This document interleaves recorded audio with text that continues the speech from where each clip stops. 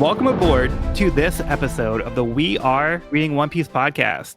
This is a podcast dedicated to following the entire story of One Piece from beginning to end as we focus on each volume.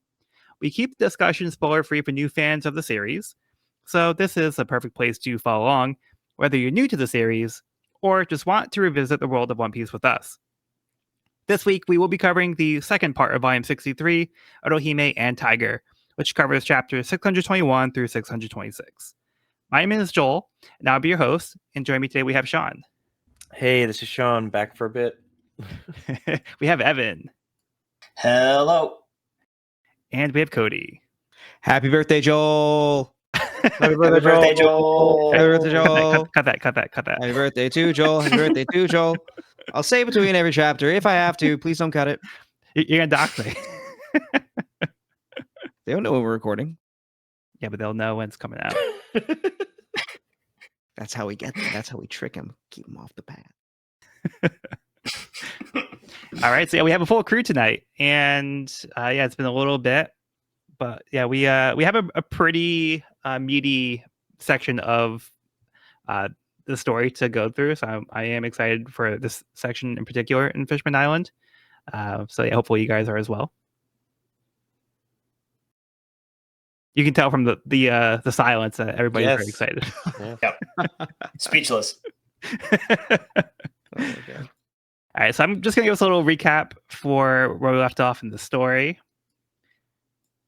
Riding on Megalo with Shirahoshi in the shark's mouth, Luffy protected the mermaid princess from Vanderdecken on the way to the Forest of the Sea. Along the way, they came across Chopper and Sanji tending to an injured Hachi and picked them up as they continued onward. At the Ryugu Palace, the rest of the Straw Hats defended themselves against the royal army as they were suspected of being responsible for the kidnapped mermaids, including the princess. Hody and his men arrived at the palace to take over, pleased to see the Straw Hats made things easier. Zoro fought off Hody, but after taking some energy steroids, the Fishman destroyed part of the palace, causing it to flood, leaving the Straw Hats unable to avoid capture. Nami had escaped in time with Kami and met up with the others at the Forest of the Sea. Frankie happened to be here already with Tom's brother Den, who was coding the ship. Jinbei also happened to be waiting here as well, though Luffy was unaware as he never received the message. Nami learns Jinbei was responsible for releasing Arlong into the East Blue.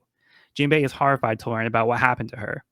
He begins to explain the events that transpired that led to Arlong's release and the tragedy of Fishman Island's heroes, Otohime and Tiger. So before we get into the first chapter for the episode, we have the next part of the cover story. Decks of the World Volume 8, Zero Village. Onion, Pepper, and Carrot celebrate Usopp's return. Woohoo! I love them.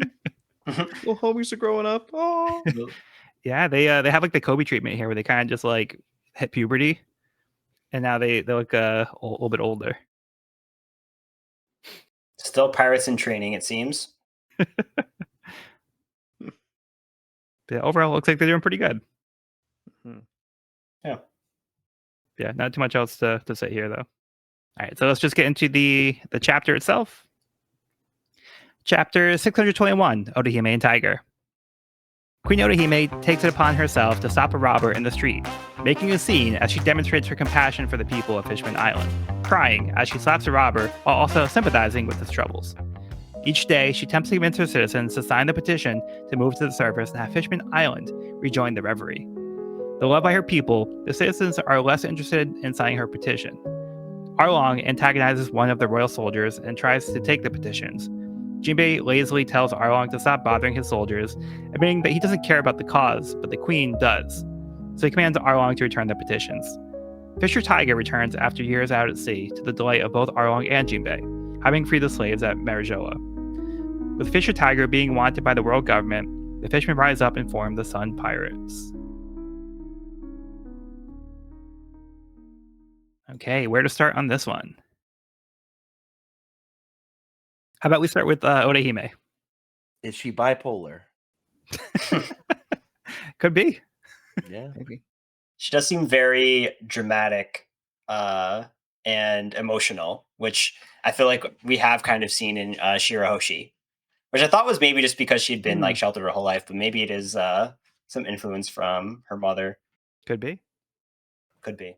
She seems to have her heart in the right place, though. Yes, she seems to have good cause and good intentions for the whole Fishman Island and the people. So she seems to be somebody who cares like very deeply about all the people of Fishman Island. Mm-hmm. Yeah, I personally found it hilarious, just like the way she responds to the situation.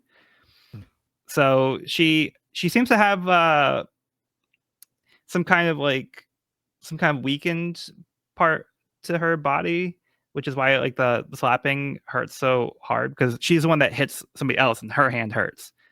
But I think it was one of the ministers. Oh yeah, you're the minister of the right says your body is much weaker than the average person's, and she says I don't care. This is for him, even if my hand shatters. So she's like over here, like trying to dole out discipline directly. So the queen of the kingdom is like going into the streets, stopping these robbers and smacking him in the face. But she's also crying, "I'm so sorry that you had to go through that. But don't do this. But I'm so sorry." He's had a change of heart. Thank you for crying for me, Your Majesty. Yeah. So she can't get through to him. Yeah. So I do love that here? panel of the thank you, where his face just completely changes. He's reformed. He's reformed, but she is so empathetic. She brings up the entire, she fully understands the circumstances he's going through and the place that their greater society has in the issues that he is facing. It's not just punitive in the way that we've seen with certain sectors of, say, the Marines, or even how other leaders have approached conflicts in this series. It's very empathetic. And I'm wondering if there's maybe a connection between her body being so frail that when she hits them, she feels the pain too, as your pain is my pain, emotionally and physically. But I think this was a really, really solid intro for a very, very interesting and I think admirable leader from what we've seen so far. Yeah, and I think the people like her.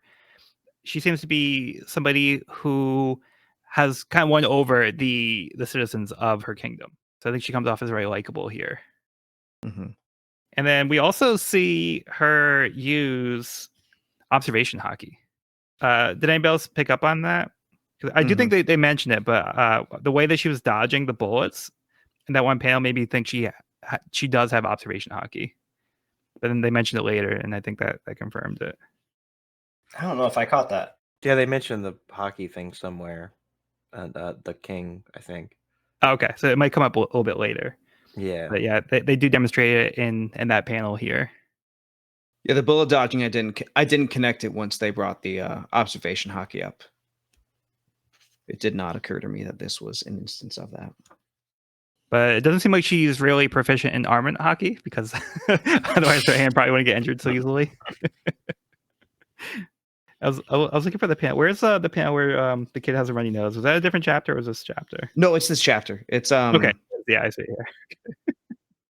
Yeah, so it's like the following page after, like she's crying and then the citizens are like, oh, she's extraordinary. There's no queen like her. She's the embodiment of love.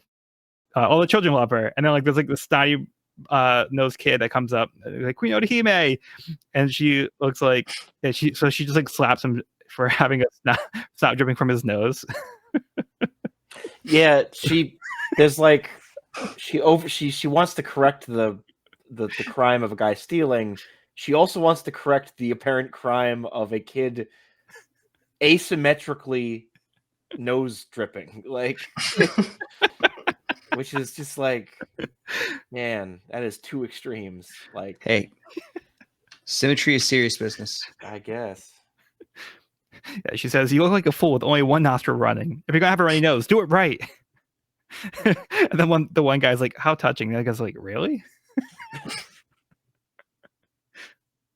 So it's just like these like really goofy and over the top and dramatic character portrayals that I love about One Piece.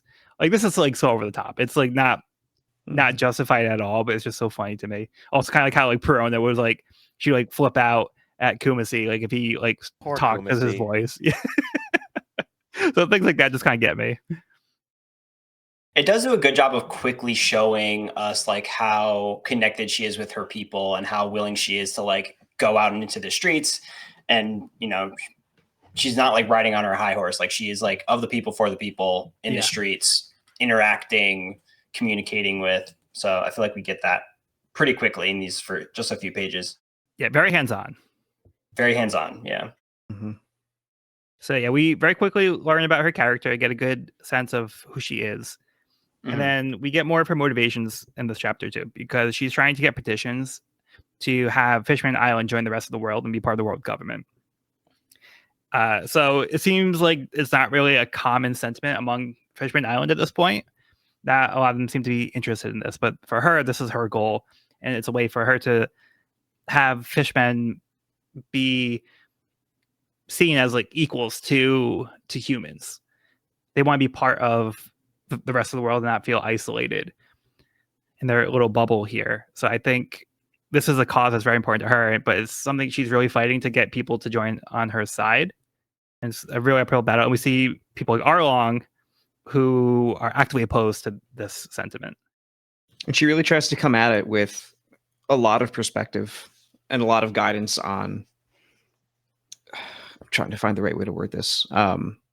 Trying to make them understand the full picture of the world that is outside of Fishman Island and the way that their experiences with humans may color their perception of humans as a whole, in a way that I really wish I would love to hear other leaders talking about other countries and other peoples like this.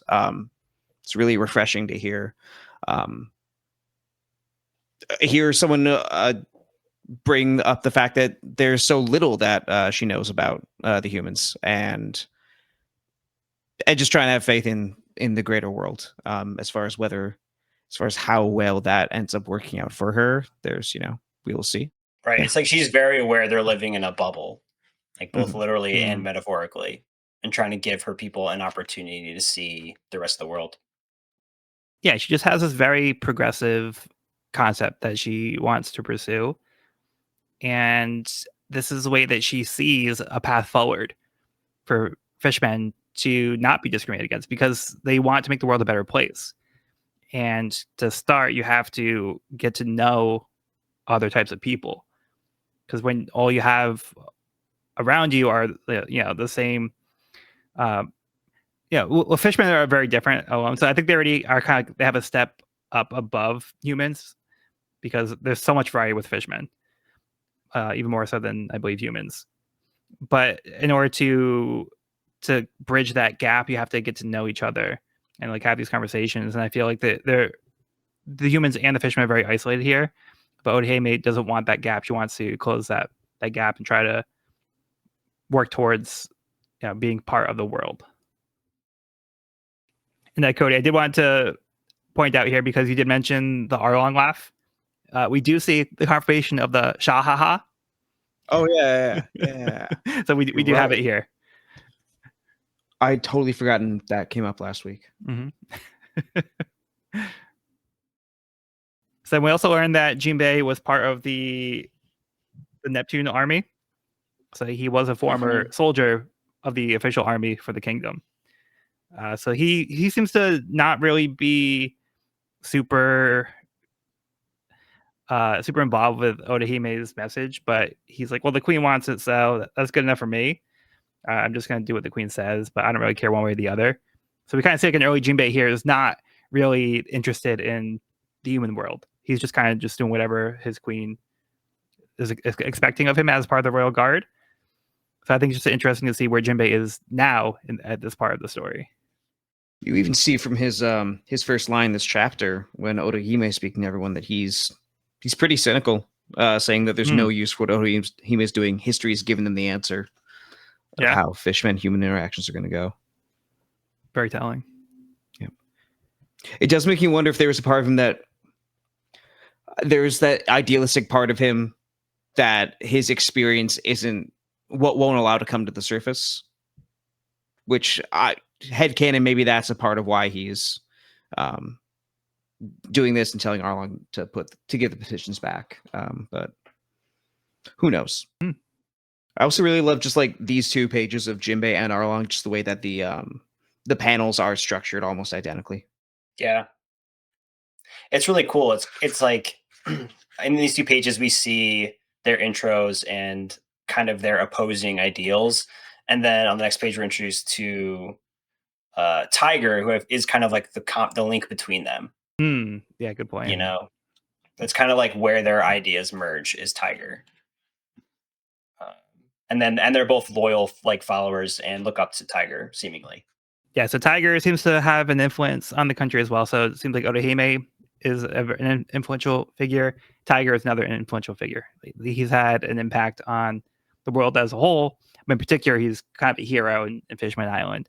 So we see, even though there's these differing ideals with the citizens, Tiger is somebody that they can kind of all look up to. Mm-hmm. And Evan, did you notice? So we knew about how Jinbei and the Arlong pirates were tied to the Sun Pirates, but did you also notice the Macro Pirates? I did not. Because we see on the page opposite of the Fisher Tiger page. So the Macro Pirates, led by Macro, well, they became the kidnappers who were hunting Kami in both the Hachi cover story and the Flying Fish right. Riders. So that was a Macro gang that they had to confront. That's right. So we see that they're also part of this group. I actually noticed something on the next page for the like just now that I'd never noticed before. Kurobi and Chu. Yep. I had never noticed them in this in this big spread of the Sun Pirates. This is my first time seeing them. Yeah, looking a little younger too. Mm-hmm. And then we see the rebranding of the Celestial Dragon Hoof into the Sun Pirate mark. There we go. Yeah, so this is how the Sun Pirates were formed. Mm-hmm. Hey, you guys good to move on from here? Yep. Yeah, it is really cool seeing this story coming to life after, Arlong being from so long ago and getting to know Jinbei so well and all of these, mentions of Tiger and now getting to see them all in the same panel is pretty cool. Yeah. Brings it all together. Yeah. All right, so let's get into the next chapter. Chapter 622, The Sun Pirates. With the division between humans and the fishmen being worse than ever, Otohime continues to preach in the streets in hopes of gaining support to sign the petitions. Meanwhile, Fisher Tiger gains support from the young fishmen, including Hody Jones. The Sun Pirates have gained the attention of Vice Admiral Borsellino after sinking the Navy's ships. Fisher Tiger tells his crew that they must not kill the humans, otherwise they are no better than them, though not all of them are on board with this order, especially Arlong. A few years later, a group of people ask the Sun Pirates to take in a human girl named Koala, who is an escaped slave from Marijoa, in order to return her home to her family. Having been conditioned to constantly live in fear of being killed by the celestial dragons, Koala will not stop smiling and begins working on chores. Fisher Tiger is shocked to see the extent of the girl's trauma, but eventually manages to convince her they are not the celestial dragons and they will not kill her. He tells her they will take her home, and she begins to cry tears of relief.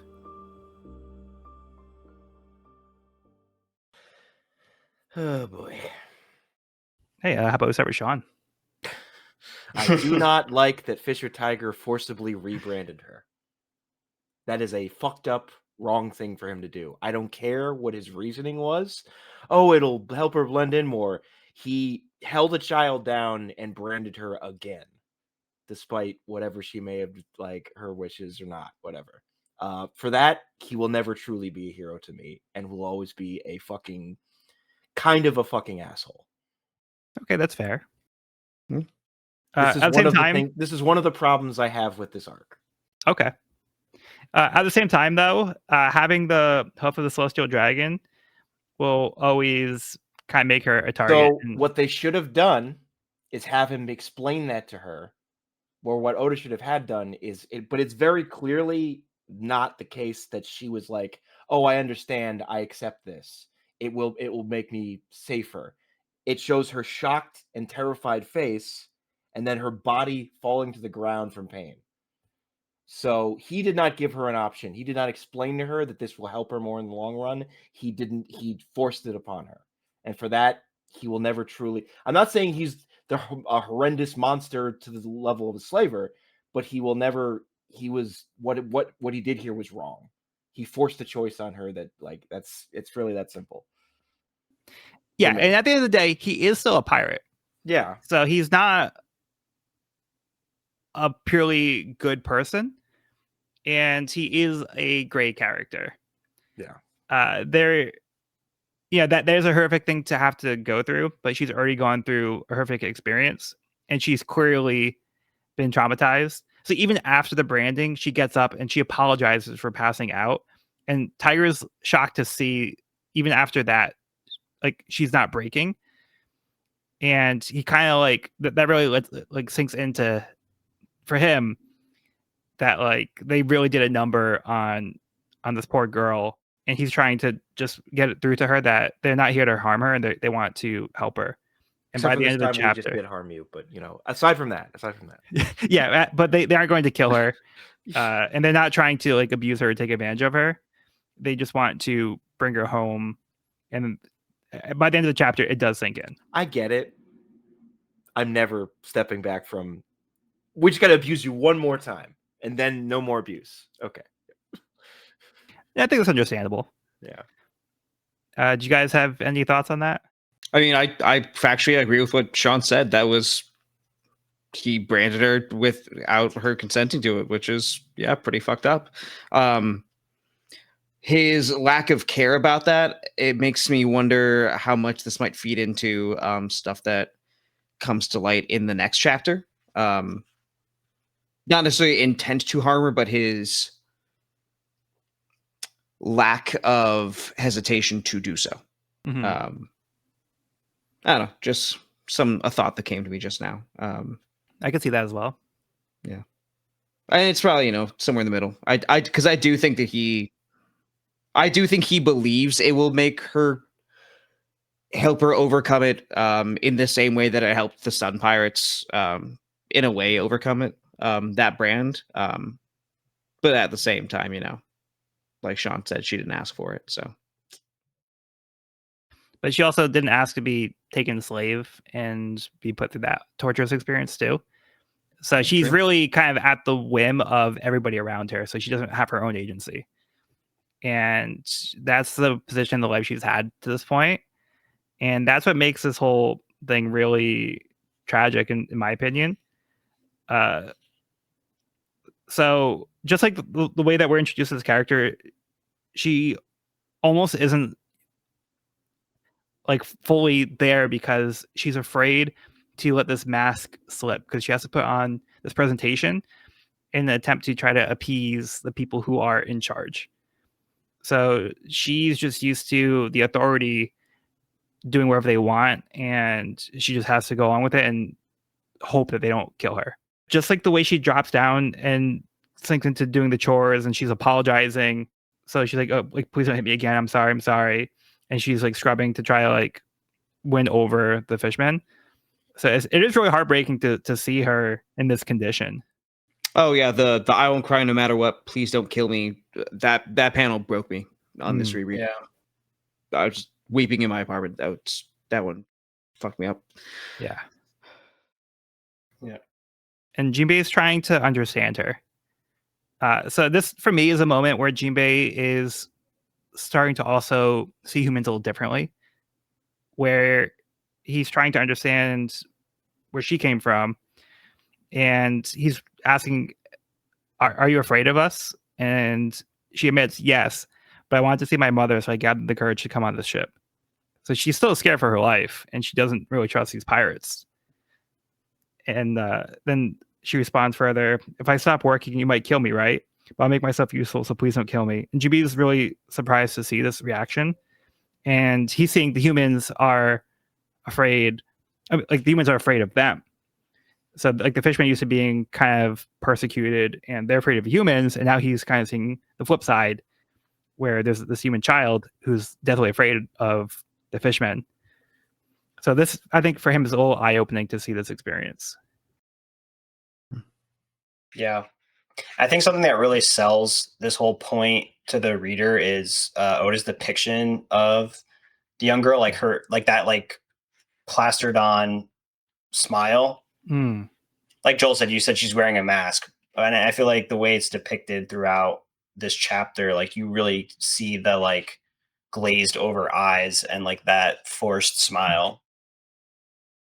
Because her face almost looks exactly the same in every single frame. Right. And also, Which makes it all- Arlong it's like a- is a- okay. Yeah. I was just saying it makes it all that much more like heartbreaking. Yeah, I'll say. I mean, I think koalas. It's one of the most chilling things that One Piece has displayed. Like we see the abject. Like I mean, it's the natural extinction of the what we already seen on Shibauti and stuff with the celestial dragons. But here's just like even removed from that context.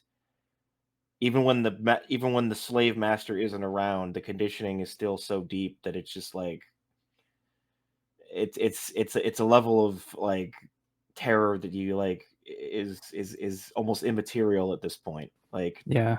the giant monster is not even behind you anymore, but you're like, well, but the giant monster, I still got to think about the giant monster. So it's like, Yeah. well, yeah, it's genuinely deeply creepy in a fascinatingly horrible way. Yeah. And she's free without actually being free. Yeah. Right. Yeah, I think so. In this chapter, we really kind of see we see Tiger and Arlong working together, but having like very different justifications for their actions. And I feel like we see a departure of their beliefs here, where Tiger is willing to accept this human onto their crew and take them to safety, while Arlong opposes that idea. So I feel like this is like us seeing kind of a divergence in their beliefs, and how extreme Arlong's beliefs are. Yeah. So Tiger is more trying to give Fishman a better name. So he doesn't want to make Fishman look bad by killing these humans, and he doesn't want to sink down to their level. So he's like, we have to be better than that. While Arlong wants to give him a taste of our own medicine. So he's like, well, we're being attacked by these humans, so the only way is for us to attack back and show that we're stronger. So he wants to instill fear to the point where they'll be afraid to retaliate. So his response is respond with fighting fire with fire. Mm-hmm. So we also see Arlong's response to Koala going onto the ship where he smacks her. So we kind of see Arlong is already, he has a stronger hatred for humans than maybe some of these other fishermen, where they're a little bit more like, we just don't want to be bothered. Whereas Arlong has a strong hatred actively against the humans. And wants to strengthen the fear that Koala already has. Right. Going back to to what he says to Fisher Tiger about the fact that they can't be afraid of the humans' wrath. They have to instill the fear of wrath into the humans. Mm-hmm. So going back a little bit earlier into the chapter, so kind of just working our way backwards, we do see the Navy in their response to the Sun Pirates. And we have Strawberry, who we did see him at Annie's lobby, where his hat was longer and covered his large hair. But at this point, his hat just goes on top of his hair. So it's just very comical seeing like the big stack of hair, just like a little hat on the top. Oh yeah, where do we know Strawberry from? You said Ennis Lobby? Yeah, he was part of the bus recall. Got it. And yeah, he looked a little bit more serious. Him. Yeah, but his hat was just longer and it covered his hair. So he has such a serious face. Like you just see his close-up face, and then it's just this. He needs Zeph's cook hat. Yeah. The chef hat. Maybe he visited the Barati at one point and Zeph inspired him to get a bigger hat. Be like, hey, that's a good idea. Yeah. And we also see a young Borsellino before he was promoted. He was a vice admiral here. Now, like is that hat a Borsellino? So it seems the Sun Pirates did get on Vice Admiral Borsellino's radar. Yeah, they're kind of making a name for themselves. They've been attacking ships. Again, Fish Tiger being adamant about not killing the humans, but they have no qualms about taking all their belongings and food and supplies. So they're raiding Navy ships. So that's actually pretty bold of them too. They're not attacking civilians here. They're raiding the Navy. So they are kind of sending a message. And they're able to take on these Navy vessels, even though they have like the firepower because of their fisherman abilities. We can see like how they were able to take down ships in Arlong Park. We also see here how they can go underneath the ships and just take it down systematically. I think it's also interesting to see, again, just showcasing Arlong's innate hatred. He says, "Human, your very existence is a sin." Mm-hmm. So I think that is very telling for where Arlong stands here. He's been like this for so long, and like the signs were there from the beginning, and it's just like, oh, this isn't going to get any better. Yeah. Also, I looked it up going back to Borsellino. The hat he is wearing is legitimately called a Borsellino. Oh, Okay, well there you go. look at Yeah. Interesting. that. I was like, I know that's where the name comes from, but is it the one he has on? And it is. It is. Amazing. And then just the last thing I wanted to mention here was we do see the young new fisherman pirates. Mm-hmm. So we see like Hody, Zio, Daruma, Ikaros, Dosun. So we can see they respond to the news of Fisher Tiger and his exploits, and they also look up to Fisher Tiger. So even to them, he's their hero, and they're happy to see that they're taking on humans. But it seems that Arlong also had an influence on them directly, because Ruma also mentions Arlong always said humans were trash. So we see even this generation, they're being influenced by the previous generation, including Arlong, who was able to kind of spread some of this here. And Otohime is somebody who's concerned about how the children are going to grow up. And we're going to see more of that later on. So I just think it's important to note here that we can see the influence that the generations are having on the younger generations and how important it is to kind of set the example. Mhm. Now, especially in this case, your intentions won't necessarily be understood by the people who come after you. Mm-hmm. Right. Because Hody he understands Arlong's intentions very well, but is definitely not understanding where Fisher Tiger is coming from. Because, I mean, how could he? But still. Right. Okay, you guys get to move on? Yeah. Mhm. All right, let's get into Decks of the World, Volume 9. Syrup Village, Kaya, the medical student. Mary fends off suitors for Kaya while she studies. He's only got eyes for Usopp and medical studies.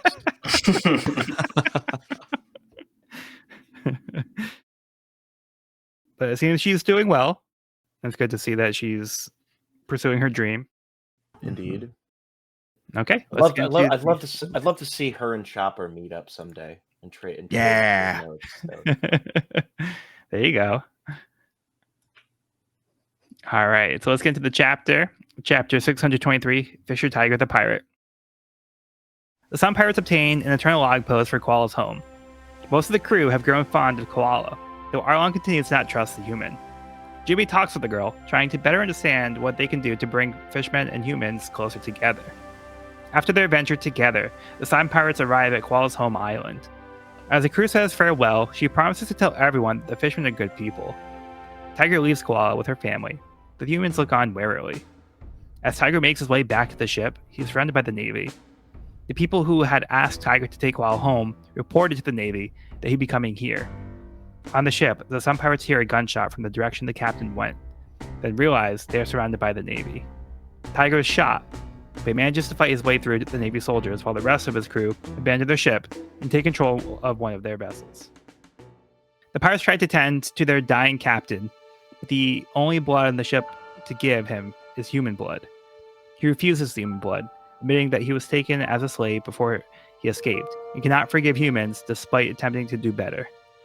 He tells his men not to spread the word that he was killed by humans, urging them to follow Otohime's goals to make peace with humans. Some pirates grieve at the loss of their captain. In anger, Arlong returns to the island where they left Koala. He is defeated by Borsellino and captured.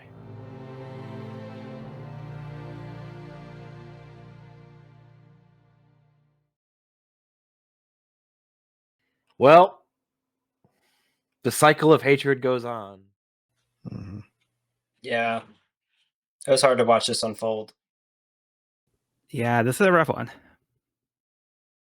I appreciate that it's like he's like, I understand that me refusing this is insane and stupid.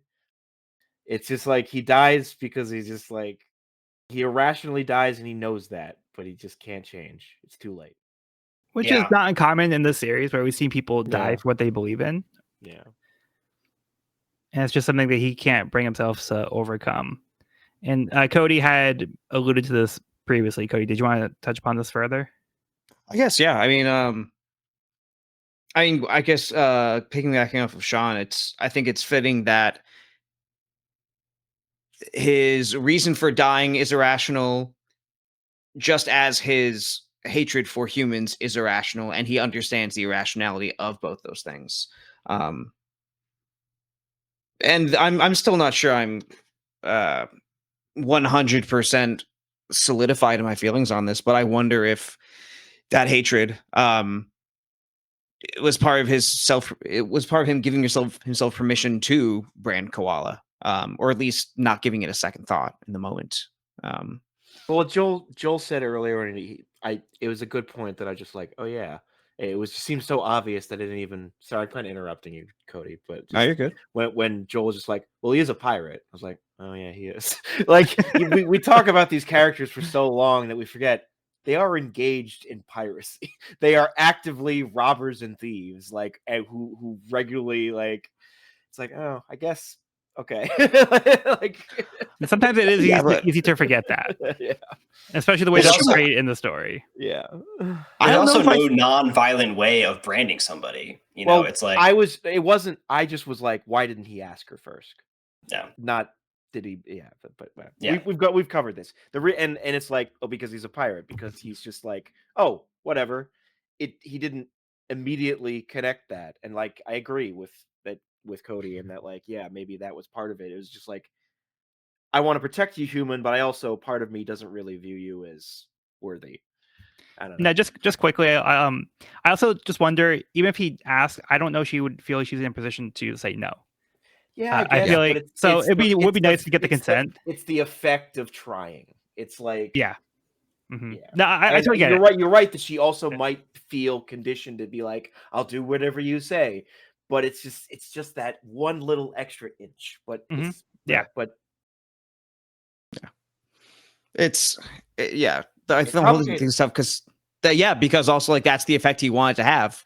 He wanted it to be something that would get her to actually cry, so she would, which in itself is messy, and also is probably something that Fisher Tiger, guys, One Piece is not a clear cut and easily morally understood story. I thought I was reading Crazy. a simple morality tale designed for like children. I want to know who's good and who's bad, and there's no gray area. This seems strange, and it's scary. That's why I think it's fun to stretchy discuss. guy. I thought that was all this was happening. I thought I would just punch people. Politics in my silly manga, like moral grayness, like I don't know about this. One of the best depictions as to where hate and prejudice come from in the human psyche and that I've ever seen in a story. Here? In my Goofy pirate comic? In my Goofy Insane. pirate comic. Like, that's really the thing, is it is so real. Where's It's so real. Fish Tiger? It's insane. Yeah, reading this through, you really sense Fisher's inner turmoil, right? Because he has these ideals and what he wants, but I don't think he's reached forgiveness himself. And for him, this is very personal. Like, he was a slave. He went through, like, it is very personal for him. And I feel like in this moment, he can't forgive and forget, and like, you see the struggle of his turmoil between his ideals and like his personal belief and his personal connection to all this. It's hard to watch. Yeah, and we didn't really touch upon it in the last chapter, but he did have a conversation with King Neptune about like what he saw on his adventures, and he said he saw human nature. So we do get the specifics here that he actually was a slave, and that was the reason why he freed them. It was like he broke into Marijoa and then freed the slaves, and then like went on his way. He was captured and he was a slave himself, and then he broke out, and then he took other slaves with him. So it wasn't as like altruistic as it seems. Yeah, what he did was an amazing thing, and that's awesome. But at the same time, it was an experience that did shape him, and it was also traumatic for him too. So we know how it affected Koala, affected him as well, and he saw what the humans were capable of, and we see that he wasn't fully able to overcome those experiences and what it shaped him and what the humans did to him. We see him trying, and I think that's the admirable part too. Is despite how he felt, he didn't let that dictate how he responded. He didn't let that make him kill humans indiscriminately, and he wanted to be better because he saw how low the humans could be. He didn't want to become that, so he did strive to be better than what the humans were doing. But at the end of the day, he couldn't really get past his own personal prejudice because of those experiences, and it is complicated. And I think it is also, again, admirable that he at least tried and was trying to make the world a better place. And he was doing it outwardly, even if it wasn't internal, which is harder to overcome. And he still was able to kind of start to plant those seeds as well to make the world a better place. Well said. And we also see, again, more human nature where they took advantage of the sun pirates. So the humans asked the fishmen to bring this girl home, and almost like in exchange to like let the girl go, they're like, well, all right, we'll exchange the girl for the sun pirates. So then the humans that asked for help were the ones that betrayed the sun pirates and kind of set them up and be like, hey, they're going to be at this place. So the girl's been brought home safely. Now we can capture the pirates. And because they're fishermen, they're not going to be treated respectfully. So we do see the betrayal and, again, more human nature. And they're kind of looking out for themselves and not really respecting the fishmen. And part of the sad part is also that Koala, from her experience, got to know some pirates, and they actually started to like her too. Then Koala says, like, I'm going to tell everybody that you guys are good people. But then Arlong is very skeptical. He's like, oh, yeah, well, that's not going to do anything. While like the other people on the Sun Pirates are a little bit more hopeful. We kind of see that Arlong was a little bit right in this case, where this one girl's opinion isn't going to really have any effect on the humans. It's very interesting. What really sucks is that there was no chance it would because they had made the call before she even got there. Mm-hmm. Yeah, before they even got to like meet the Sun Pirates, they even like thank them. Like they kind of looked at them with disgust, and they were already they already made their decision, so they weren't even like having like regrets. They were just they already committed to this. Now, Evan, did you have something else that you were going to mention before? Well, I don't know. It just has me thinking about like this broader concept of like good and evil and how like they're both like a sum of their parts in a way where it's like the pirates have this ideal or in this case like Fisher has this ideal of seeing a peaceful future and not I don't know how exactly to word it, but just like these examples are proving both sides of the argument true, but they are just that. They are just a single instance that you can't judge the whole of humanity on or the whole of the fishman race on. These like individual singular people or fishmen or moments.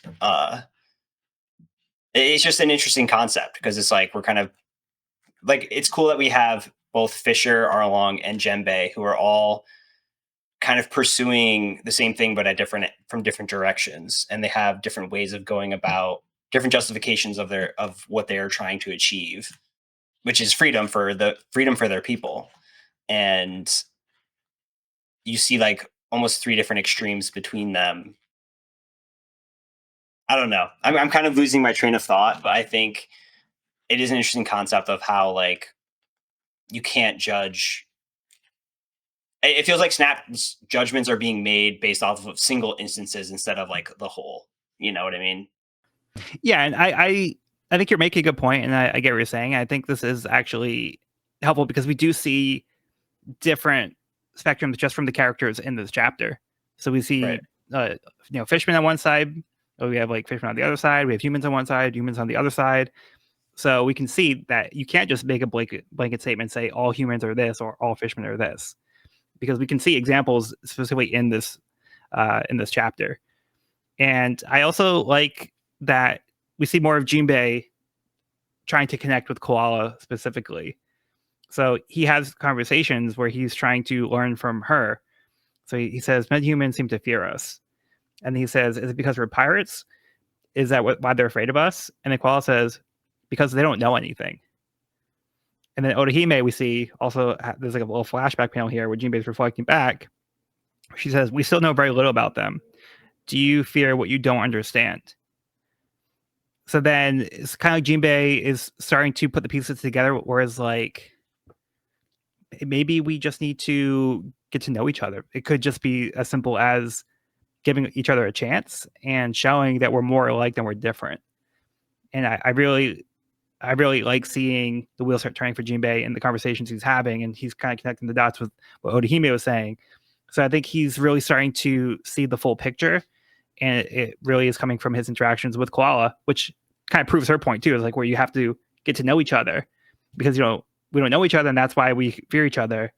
But once we learn that there's nothing to really fear, then we can kind of put that aside and start to grow.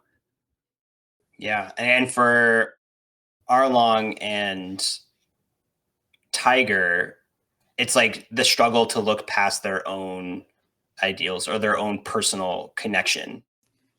Right. Like Tiger's had. We don't really know Arlong's past. We don't really know how Arlong grew this hatred for humans. I mean, obviously, like this enslaving of fishmen was heavily influenced that, but we don't know if he's had like a personal interaction with humans that have caused his hatred to be this immense. So can't really speak for his background, but knowing Tiger's background now, like it makes sense for him to be struggling on a personal level to justify the actions of humans. Mm. It's interesting that they all have their own way of trying to carry out their like what they consider to be justice here. I don't know. It's very interesting. And it's wild that Oda's tackling these subjects. Like it's really hard for me to articulate what I'm trying to say, but I do think Oda's painting a very interesting picture and discussing some like really intricate topics and perspectives here. Yeah, for sure. And this is something that we haven't solved in real life either. So it's not like we have a clear answer. And it's not a cut and dry thing. It's not something that people can just be like, "Oh, just do this." Because throughout history, this is still something that is a problem to this day. And it's hard to see things getting better, unfortunately. So that is why I appreciate this topic is very prevalent in this part of the story, and that Oda does go there, because I do think it's something that we can look into our own lives as well. And unfortunately, the way that the world works is this is pretty much based off of things that happen in real life. So this isn't just like some fantasy, like, fictional concept. This is something that happens in real life, and I feel Oda is trying to give a message. And I'm not sure what his personal experiences are in real life, but I at least appreciate that the story is willing to go there. And I think the message he's trying to spread is a positive one, and more so being inclusive and trying to get to know each other and try to stop discrimination. But at the same time, it is also something that I wish I was more knowledgeable about. And there's a lot of things that like I also wanted to touch upon with like this part of the story. I'm also not really entirely sure what else I can say. I feel like there's a lot I want to talk about, but at the same time, I don't have an experience that I can really to. Like, I'm very privileged, and that is something I recognize, and I'm not qualified to speak on this maybe as much as like other people. And I do want to recognize that. But it is something I do think is important to talk about, and it is something that, as a whole, people need to have this conversation and work on being better and trying to have, equality for everybody. Absolutely. 100%. And then just the last thing I wanted to mention before we move on, I do think it's also important that Fisher Tiger's dying concern is how the humans are going to perceive this or how the fishmen are going to retaliate. So he didn't want the word to get out that the humans killed him, and he wants to not let us set things back. So for him, he wants his death to not remove progress, and I think that is important. That's where his mindset is at, despite all his other things that he's revealing here. He still doesn't want to make things worse for their plight.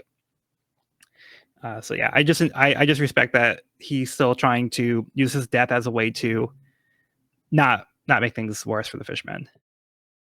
Hey, would you guys have any other thoughts before we move on? No, that's about it. Okay, so let's move on to Decks of the World Volume 10, Cocoa Village, the ship of brothers Yosaku and Johnny. Yosaku and Johnny have stayed behind as protectors of Cocoa Village port. Okay. Hell yeah. Does the tattoo say "Great Catch"? Am I reading that right? I don't know if it's the tattoo or the sail or one of I the think the sail flags. says "Ocean," right? Or maybe his back says "Ocean." I can't tell. Let me break out the Google Translate. Let's see. Actually, no, Evan, you're probably right based on like positioning, I guess. Yeah, that's what I assume, but I could very well be wrong. Well, there's like a lot I of, hope like, it's things "Great Catch." That would be the translated. best tattoo of the options. Oh yeah. It's giving me a long thing, and I don't know. Yeah. Oh, maybe, I don't know. I'm gonna go with great catch. I'm going with that too. It makes the most sense, I think, of all of them. And boy, that is a big fish. Huge. Yep. So according to what I'm seeing, it says big catch. So yeah, it must be the tattoo, because that's the only thing I looked at. So Yeah, I think it's saying great catches the tattoo. Nice. And the flags are saying the brothers of Cocoa Village Port, number 2 bounty ship. So I think they're like, oh, we're number 2 behind Zoro. Like, we're like the next greatest bounty hunter. Amazing. But I think it's interesting to see that they decided to stay behind at Cocoa Village. So it does kind of make me feel a bit better that they are there, so they can kind of protect the people instead of like worrying about, oh, like, is somebody else going to come and like do harm to the village. So they kind of have these people there that could probably put up a fight if, you know, somebody tried to attack the village again. Okay, let's move on to the next chapter. Chapter 624, Queen Otohime. Having been captured, Arlong told the Navy Fisher Tiger died because humans refused to donate blood to him. This makes the newspaper that the Sun Pirates, now led by Jinbei, realize Arlong did not tell the truth as to what happened, blaming the humans while protecting Fisher Tiger's reputation. Jinbei wrote a letter to King Neptune and explained what transpired. Otohime continued to campaign for petitions, struggling to sway the people.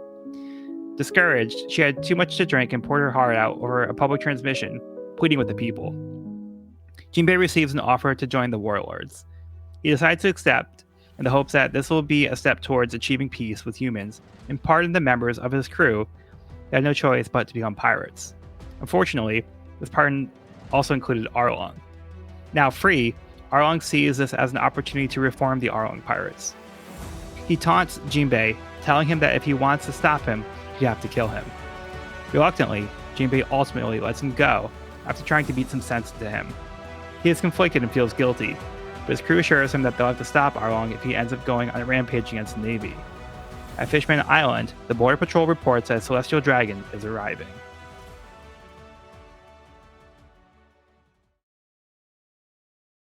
All right, so we get more of the history here of what happened with Arlong and Jinbei. So I feel like this kind of paints a different picture than we might have been expecting from what we've been told. But what do you guys think of this?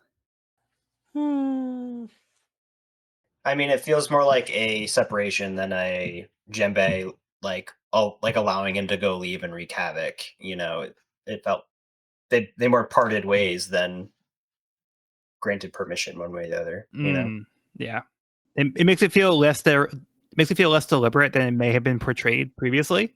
yeah. So it seems the overall perception of the populace might have been, oh, Jinbei is this terrible warlord who unleashed Arlong to wreak havoc on this part of the sea without any care. But the reality is Jinbei kind of got Arlong released on a technicality. It wasn't like he specifically wanted Arlong to be released. He just he was just kind of part of the deal, and he was hoping for better. But then Arlong, when he was released, didn't have a change of heart, and he continued to act the way that he did before. And he was very cavalier with Jinbei, kind of saying, "Hey, I'm going to go do my thing. I'm going to get my pirate crew going. I'm not going to work with you. If you want to stop me, you have to kill me," knowing that Jinbei wouldn't go that far. And Jinbei had to reluctantly let him go. He wasn't going to kill Arlong. That would have been cruel on his part. But by not doing so, it did allow Arlong to go on and harm Nami and her village, but it wasn't as intentional or, again, deliberate that we might have initially thought based on what we've been presented with. Yeah, Is it's this weird. so I go ahead, don't Sean. know. I don't know. It's weird. It's like probably should have had somebody else kill him, but like I guess he couldn't order someone else to kill him either. He can't. I don't know. It's yeah. He bears some responsibility. Maybe not every ounce of it, in the sense that Arlong was his own person who did his own thing, but I don't know. I mean, we've definitely seen the, I guess the regret, not even regret, but just the responsibility that Jinbei bears upon himself for this. Yeah. Because he knows what Arlong was going to do. Arlong basically says it, and he probably could have said to the government, "No, you don't have to free Arlong. He might be better there." But he can't do that. He can't do it to Arlong because he knows where the source of Arlong's rage is. Yeah. But that was a decision Jinbei made, so of course he feels complicit in everything that happened to Nami. So if there's anyone who is buying the narrative around Jinbei and Arlong, it's Jinbei. Yeah. Yeah. Sucks, but He feels the burden. Yeah. I think part of what makes it worse is I don't think Jinbei really knew what was happening because the Navy wasn't doing anything about it. They weren't portraying this. This wasn't public knowledge. So it seemed like the Sun Pirates were confident that if Jinbei stepped out of line, that they'd be able to put him back in his place. But it wasn't even something that they were aware was even happening because the Navy was involved and they were complicit in keeping it hush hush. So they let Arlong have free reign, and Jinbei was just kind of ignorant to what was happening in that part of the world. If they knew what Arlong was doing, they might have felt compelled to step in or do something about it, but they didn't even have the opportunity because they weren't even aware it was happening.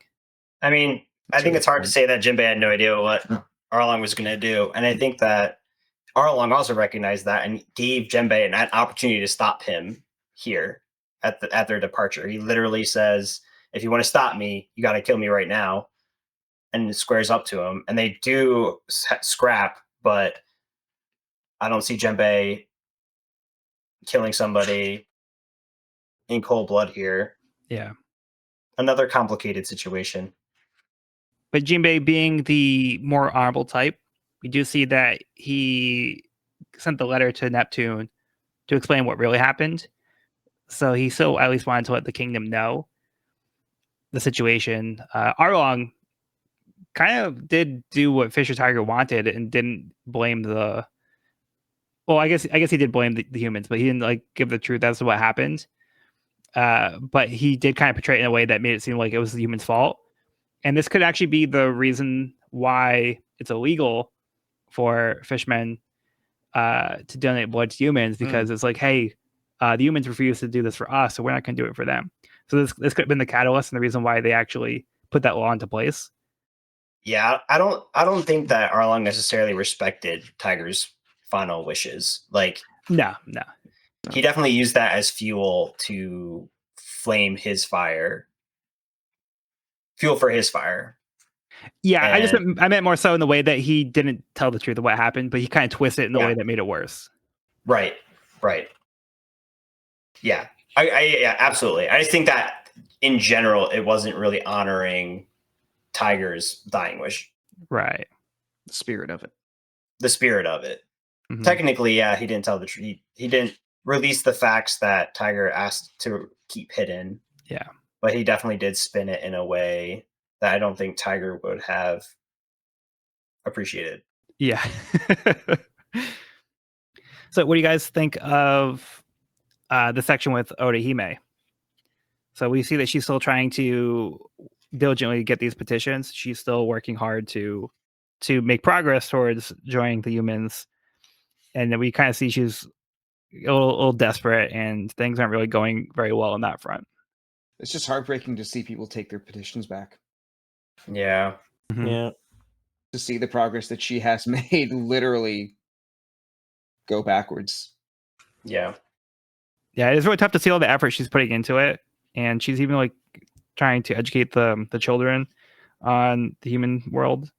We just kind of see that, yeah, that progress gets undone. It's almost like the parents might be seeing, oh, she's trying to corrupt our children, so the children don't know any better, but we do, and we don't want the kids to start believing this propaganda. So then, yeah, we see that it kind of goes backwards when, the wind kind of shifts in a way that reverts back to them not really wanting to join the humans. Yeah, I don't know if maybe going on like the transmission, transponder snails, making a public announcement like this is the best way to go about it. But I think she's just kind of like, she's just feeling the emotions, and this is kind of like an act of desperation, and she's kind of not really using her best judgment here, but she's just trying to get this word out that, that this could be better. We need to work towards achieving this, and she's trying to really pour her heart out to get this message across. I mean, at that point, what does she have to lose? And what else can she do? Right. At the core of it, this is an emotional matter. Not to discourage it, but to actually give it more importance. And if that's that might be the only way to reach people. Yeah. I also just love the speech that she gives, because it ties this conflict into just one of the biggest themes of One Piece, which is dreams. Mm. And that a dream can be more than finding a treasure. It can be giving your people a better life, a life that they deserve, which I think it's beautiful. Yeah, she says, please gather your courage and go after what you want most. If humans form an obstacle to our dream, we should find a way to overcome it together.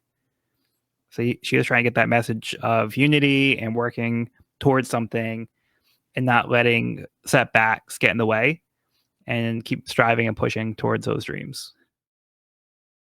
And then just the last thing I wanted to touch upon was to go back to Jinbei and just his reasons for joining the Warlords.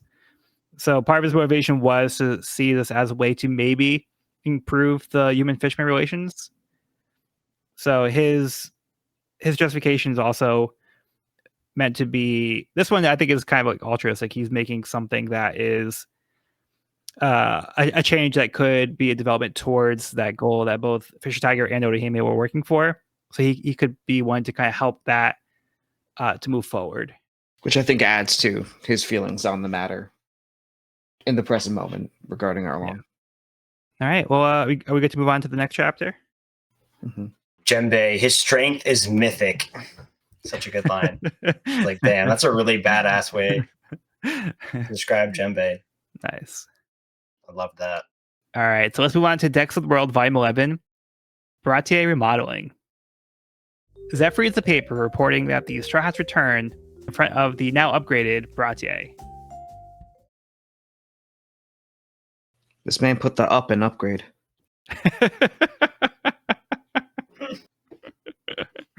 He added a few levels to the Baratier here. Mm-hmm. Nice. All right, let's get into the chapter. Chapter 625, Uninherited Will. The Celestial Dragon ship was ravaged by the trip to Fishman Island. St. Miosgard has been injured and his bubble was popped. He points a gun at the Fishman, demanding someone get him a new helmet and a doctor. Hody, now part of the Royal Guards, suggests they kill him. Vanderdecken decides to check out the commotion as well. St. Miosgard made the decision to go to Fishman Island to retrieve his escaped slaves, since he paid good money for them. To his shock, his former slaves surround him and point their guns at him. One shoots, but Otohime jumps in the way and takes the bullet. Thankfully, the bullet grazed her. She scolds them that the children are watching, not wanting them to learn hatred for humans. St. Miosgard grabs the queen, pointing his gun at her head. Nearby, Shirahoshi begins to cry. To everyone's surprise, Neptunians surround them, revealing that Shirahoshi has the power of the legendary mermaid princess long ago, who could control the Neptunians. This gets Vanderdecken's attention, vowing to marry the princess. Otohime has Aladdin take the celestial dragon to be treated. After he recovers, Otohime offers to return to the surface with him in order to attempt to negotiate with the world government to allow them to rejoin the reverie. She returned days later, having won the favor of the celestial dragons with a letter.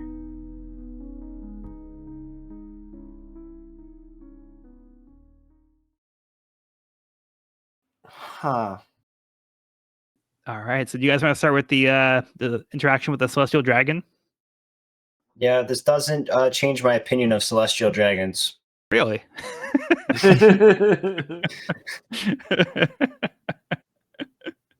Still a grand total of 0 redeeming qualities amongst a lot of them. Mhm. I think it just kind of reinforces like how we felt about them. Really. Oh yeah. Yep. Yeah, pretty uncool move to point a gun at the person who was trying to help you, and then demanding the fisherman to help him because he wanted to go down to Fishman Island so bad because he paid good money for these slaves, so he's gonna get these slaves back. So yeah, this just kind of really highlights how despicable the celestial dragons are and how entitled they are, and like their mindset, and it's not really realizing how the rest of the world works. Like the world, Yeah. they believe the world revolves around them, and everybody just needs to bow down to them and do what they say. And most of the time, they're right, unfortunately. But they're also a Fishman Island, and they're like, hey, maybe we can, just get rid of this guy, and who's going to know? Maybe he just died on his way down here in the ship. But then Otohime steps in and is saying, hey, we have to be better than that. Like, this is how we need to show that we can be part of the human world. And it kind of starts here.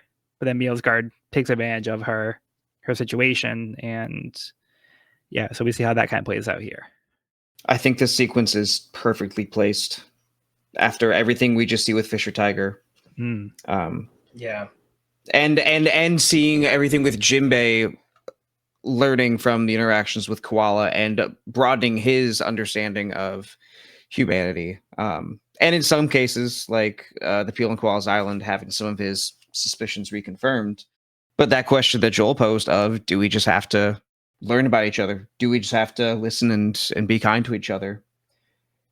This is the biggest case of easier said than done.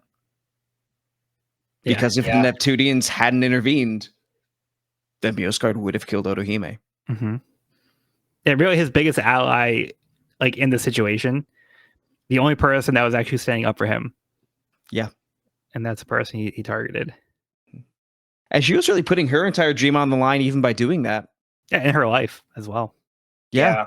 She's incredibly brave by Otohime, and it just like goes to show her willingness to put everyone else's situation above her own, and like she's kind of been a beacon of progress this whole volume so far. And it's like the violence begets violence. Like, this is not how we progress. This is not, violence is not the answer. Violence is never the answer, Right. And so I feel like that fits perfectly into the plot of this, or like some of the themes of this entire volume, and also like Otohime's personal journey so far. Yeah, and she literally takes a bullet for this guy, who would definitely not do the same, but she's willing to just dive in the way, take this bullet to save his life, to prove the point, hey, we should not be killing these humans. We need to be better than that. And then she also wants to stress that point, hey, the children are watching. So by doing this, you are influencing them. Don't let the children, or in your hatred as well, we don't want to keep passing that down.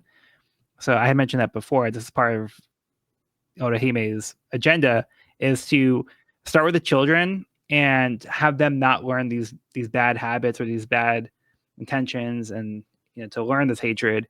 So she's trying to really shape and mold the future generations, and I think she's rightfully recognizing that is probably the best way to really go about that, is to not take people who are already influenced and biased and already have these feelings that they're harboring, and we need to unlearn that behavior, and also not let the children learn this behavior from the get-go, so that way they don't have to worry about like unlearning it. We need to teach them to be better from the beginning.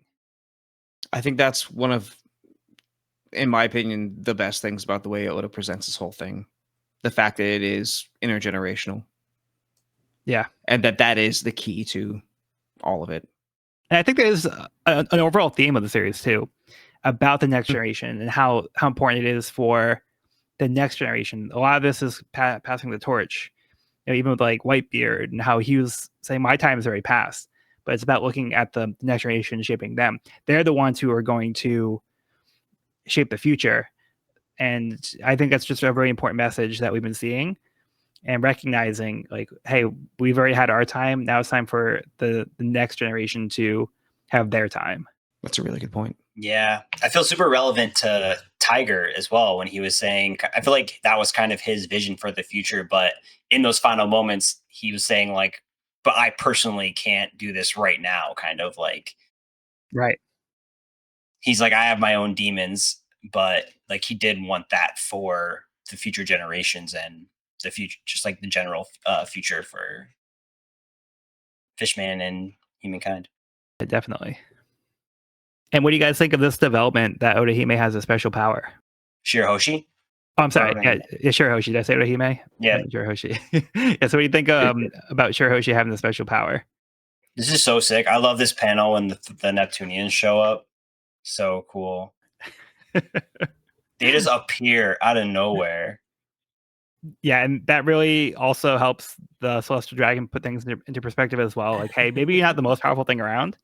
Yeah, right. There's some things beyond you. Little reality check. I do believe he foams at the mouth and passes out. Yep. Indeed. I saw the fact that we saw these guys like, in the calm belt when they first entered the Grand Line, and now, hey, the Neptunians are relevant. These random sea monsters that we thought were just part of one scene to establish the danger of the Grand Line. No, apparently there's lore now. There's lore. Yeah, so this is a rare ability that happens, what they say, like every few centuries, where occasionally there might be this mermaid princess that inherits this ability. So it's not like every mermaid princess can just do this. It's a rare special ability that happens every few hundred years. So this feels pretty monumental, in my opinion. Yeah. It's needless to say how powerful this ability is. And this also gets the attention of Vanderdecken, who seems to be part of a long line of creeps who were specifically looking for a mermaid with this power.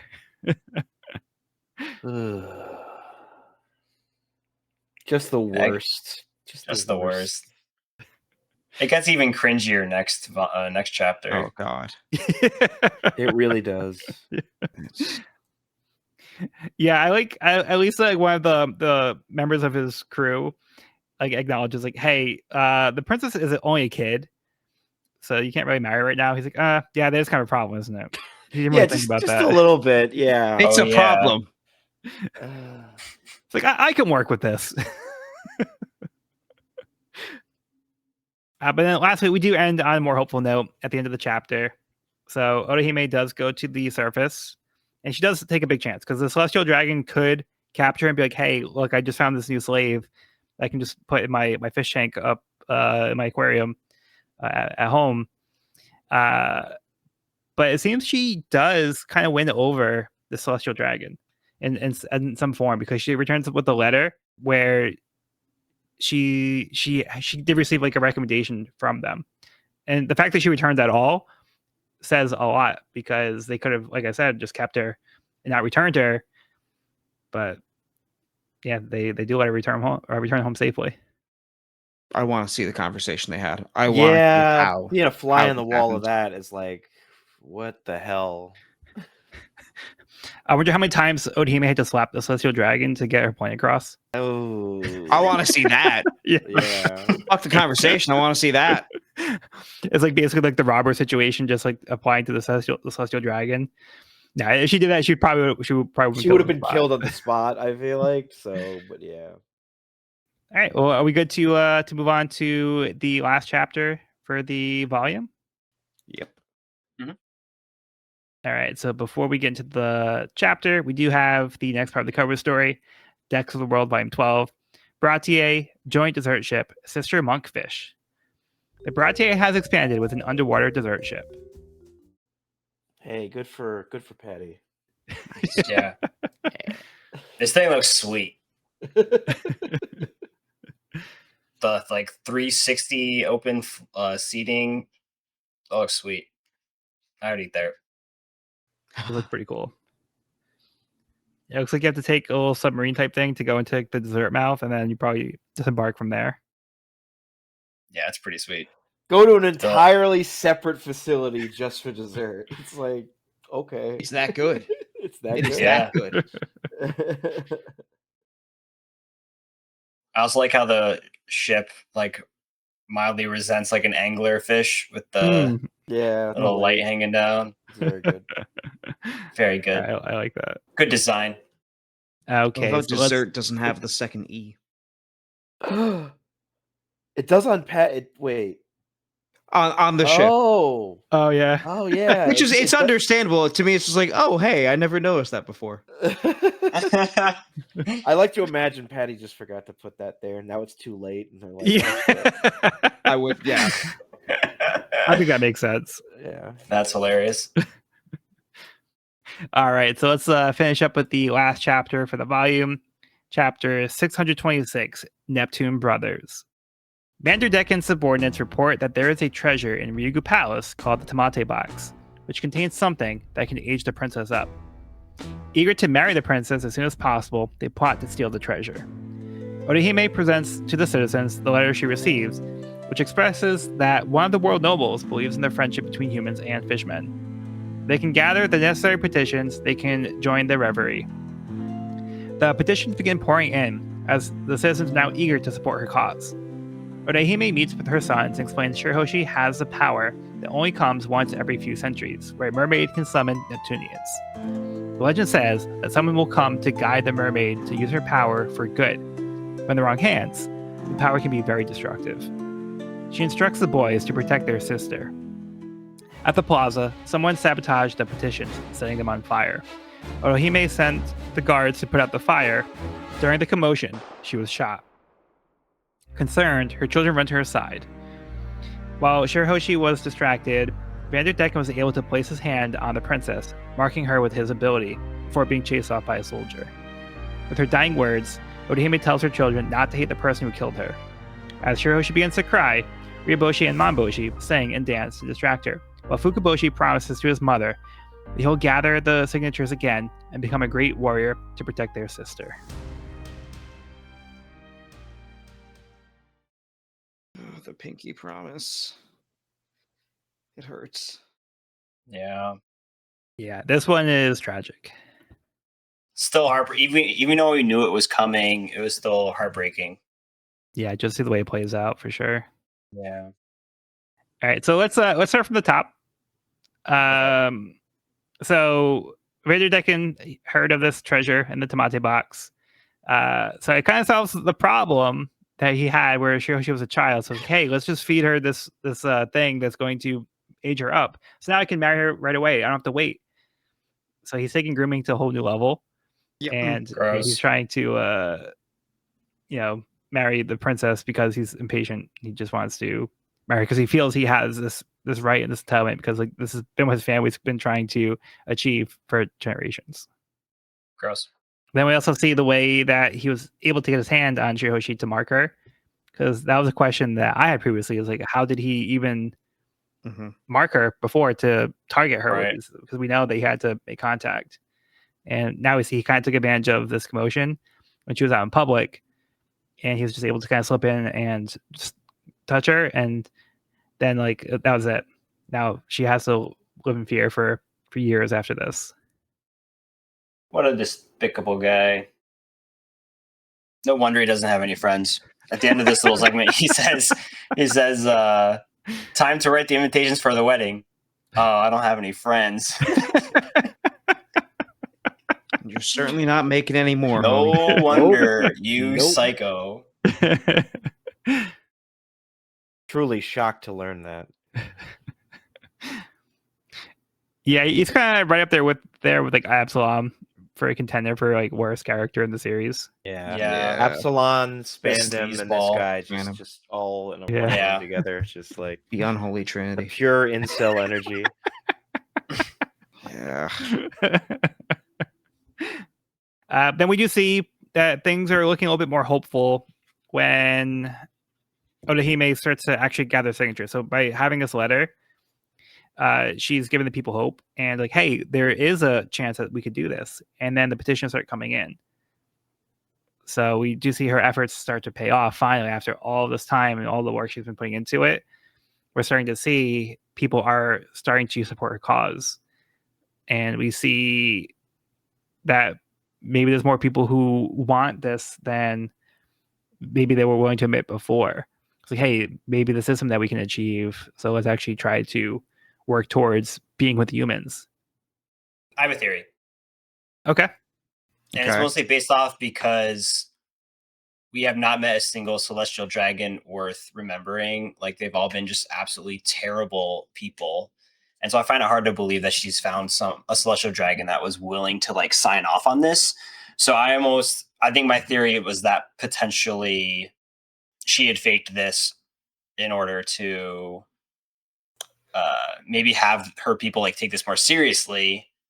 And then I think the reason she's still trying to get signatures is just so like I think her being a leader that she is, she wants everyone to want what she wants. And I think this would be proof that they all want the same thing that she wants. And so that's my theory. Interesting. But maybe there is a celestial dragon out there worth remembering. Or she slapped him around. This off. Or she slapped him around. Yeah, that's true. That's a possibility. Yeah, I don't know. It seems like if she get this like whole approval thing, like why would she still have to go through the process of like getting all these like petitions signed? I don't know. Yeah, because we didn't see their conversation. Like we said, we don't really know what transpired. Yeah. On the other hand, we also did have this point earlier where it's a little dangerous to group everybody together and assume that this one group is always going to act the same way. So there could be deviations within a certain group. Mm-hmm. So there is a possibility that maybe there is the celestial dragon who is kind of like the outlier. So I don't know. That's just also maybe something to think about. We haven't met one yet. We haven't met one But yet. in theory, anything's possible. Yeah, Oda is making his challenge. Yep. He's making his challenge our perception too. So then we also get this sort of legend that's been passed down where Hime explains to the kids that Shirahoshi is special by having this power, and that this is passed down every few centuries where the mermaid can summon Neptunians. And there's this legend that someone will come to guide this mermaid to use her powers for good. But then the person that does guide her has to also be careful about not being destructive. So there is this kind of legend that's being passed down. So I think this is an interesting concept to kind of see, almost like we're seeing the steps towards this prediction of coming true. Mm-hmm. She may have just met her guide. It's Vanderdecken, isn't it? no, it's Zoro. Oh God, Zoro's no. the guide. Oh no, they're never getting there. Evan, did you have a guess?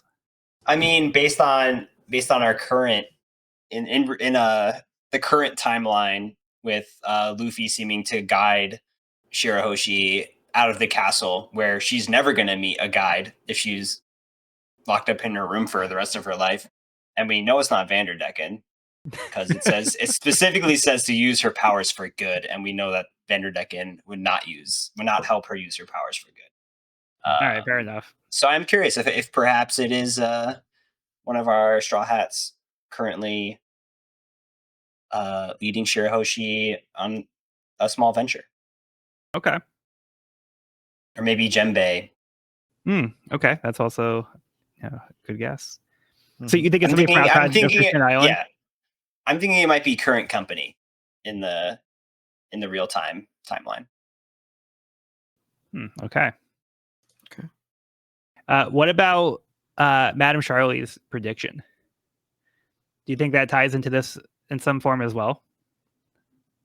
Because a few volumes ago, we learned that Charlie predicted that Luffy would be the one to destroy Fishman Island.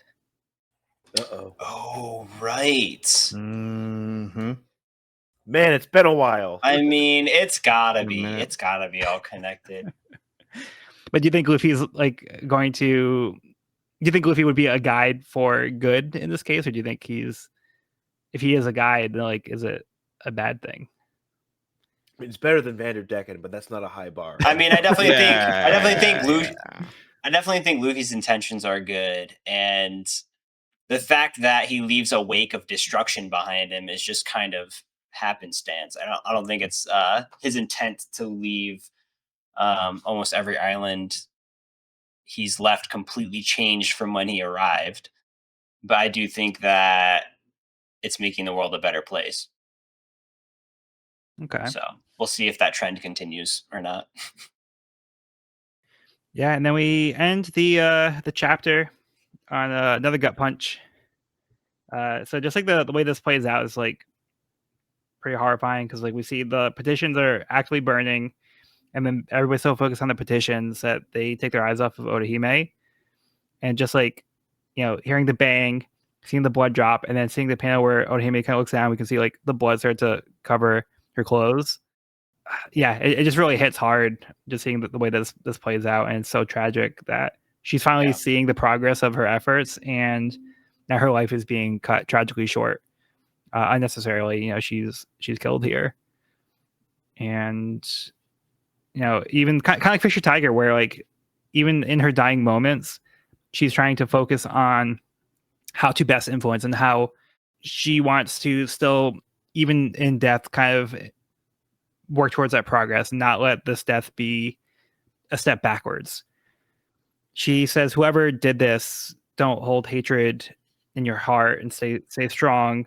Don't let the hatred take over you. Learn to forgive. So we don't know who shot this, but whoever it is, Otohime is saying to still keep this positive message in your heart and not let this like take over. Have any of you seen the first season of Castlevania on Netflix? I did. I think I watched Okay. the first two. I don't remember if I watched the third. Well, the spoilers, but it's in the first episode. Dracula's wife nearly almost manages to turn Dracula into a much kinder and gentler person who might have come to spread his knowledge to humans everywhere until the church takes her, accuses her of being a witch and burns her at the stake. Even while she's burning at the stake, she screams out into the night, like, don't like they don't understand. Don't take revenge against the humans. Don't do all this. He does take revenge against the humans, but he it's a similar arc. It made me think of a similar idea of just this, like, even in their dying moments, these people that are like, look, we can't keep doing this. It's just, this isn't gonna like, please don't continue the cycle of revenge. Please don't. Yeah, that's a nice connection. I hadn't seen that in a while, so I kind of forgot about that. But now that you mention it, I'm definitely seeing the parallel, and that is, I think, encouraging to see these people having these ideals, and even in death or at the dying moments, not retracting. They still want their death to mean something, and by essentially going against these wishes, you're almost like making them die for nothing. They want their deaths to not be a detractor and ruin everything that they've been working for. Yeah, they want their life to be defined by the choices and the decisions they made, and not by the unfortunate thing that happened to them. So interesting. I feel like I harken back to what I was trying to explain before poorly, but it's like it's like an instance that forms hate, and hate is such like a personal emotion that it's affecting the greater good. you're like being blinded by hatred changes one's ideals. Yeah. Like Dracula spent a lifetime changing his ways and becoming a vehicle for goodness, and then in a single instance something happens to him personally and that hatred takes over. Mm-hmm. It's like the tragedy of Skywalker as well, kind of. Yeah. Yeah, we can see how like that one moment could turn somebody and they can go down that path and they can just be consumed by that hatred. All right, so on that that very enlightening and uplifting note, do you guys have any final thoughts or overall feelings you want to get out before we wrap up the episode? It's a grand tragedy played out on an epic scale. It's very Shakespearean. It's just like, man, every chance to like do better, everything fell apart. And they just kept trying, like, but they're like, let's try it again. Oh shit. Oh shit. It just sucks. Like, who will break this line of terror and hatred? When will it end? And like Joel said, it's learned hatred. Like it's a generational hate, and which makes it even harder to change. Right. Yeah, what's going to break the cycle? Yeah, what will it It's one take? of the realest One Piece has ever been. Yeah, Yeah. I know we've talked about a lot. This is a pretty heavy episode, but I do think that does add to the strength of the story here.